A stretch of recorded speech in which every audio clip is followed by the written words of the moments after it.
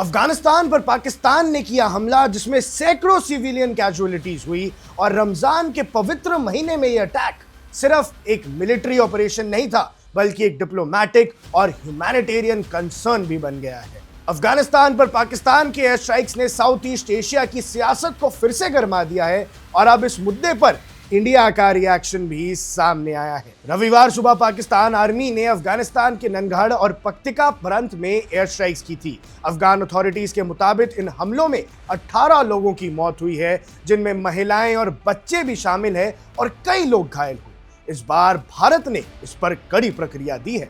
India के ministry of external affairs के spokes person Randhir Jaiswal ने कहा है कि पाकिस्तान अपनी अंदरूनी नाकामियों को छुपाने की कोशिश कर रहा है। उन्होंने स्पष्ट रूप से कहा कि भारत अफगानिस्तान की सॉवरेनिटी, टेरिटोरियल इंटेग्रिटी और इंडिपेंडेंस का समर्थन करता है। सबसे खास बात यह रही कि भारत ने रमजान का भी जिक्र किया।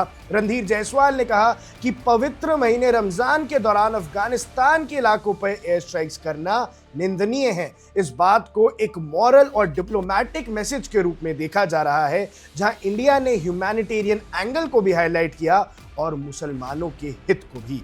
पाकिस्तान का लेकिन इस पूरे मामले पे क्या कहना है? पाकिस्तान की तरफ से इंफॉर्मेशन मिनिस्टर अतुल्ला तरार ने सोशल मीडिया पर दावा किया कि ये स्ट्राइक्स इंटेलिजेंस बेस्ड थी। उनके मुताबिक बॉर्डर एरियाज में टीटीपी और उसके साथियों के 7 टेरर कैंप्स को टारगेट किया गया और लगभग 70 टेररिस्ट मारे गए, लेकिन अफगानिस्तान ने इस दावे को पूरी तरह से खारिज कर दिया है। अफगानिस्तान गवर्नमेंट के स्पोक्स पर्सन ज़बीहुल्लाह मुजाहिद ने कहा कि बॉम्बिंग आम नागरिकों पर हुई है, जिसमें महिलाएं और बच्चे शामिल हैं। उन्होंने पाकिस्तान के दावे को गलत और भ्रामक बताया है। अब फिर से बढ़ रहा है तनाव। इस घटना के बाद अफगानिस्तान और पाकिस्तान के बीच तनाव नई ऊंचाइयों पर पहुंच गया है। अफगानिस्तान अथॉरिटीज ने कहा है कि समय आने पर जवाब भी दिया जाएगा। याद रहे 2025 में भी दोनों देशों के बीच इसी तरह की मिलिट्री एस्केलेशन देखने को मिली थी। तब भी पहले पाकिस्तान ने स्ट्राइक की थी, जिसके बाद अफगानिस्तान ने जवाब दिया था और सिचुएशन काफी टेंस हो गई थी। एक्सपर्ट्स का मानना है कि अगर इस बार रिटेलिएशन होता है तो बॉर्डर पर इंस्टेबिलिटी और ज्यादा बढ़ सकती है। अब इंडिया का स्ट्रैटेजिक सिग्नल है। इंडिया का बयान सिर्फ कंडेमनेशन तक सीमित नहीं था, इसमें एक डिप्लोमैटिक मैसेजिंग भी छुपी है। साउथ एशिया में स्टेबिलिटी, सॉवरेनिटी और एंटी टेरर के नैरेटिव को लेकर भारत अपनी पोजीशन क्लियर कर रहा है। एक तरफ पाकिस्तान टेरर कैंप्स को टारगेट करने का दावा कर रहा था, दूसरी तरफ अफगानिस्तान सिविलियन कैजुअलिटीज की बात कर रहा है और तीसरी तरफ भारत ह्यूमैनिटेरियन और सॉवरेनिटी के मुद्दे पर खड़ा नजर आ रहा है।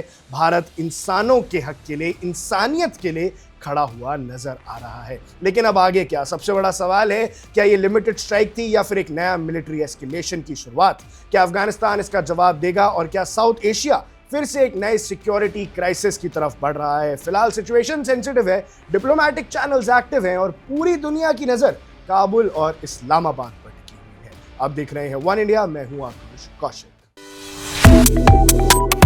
Subscribe to One India and never miss an update. Download the One India app now.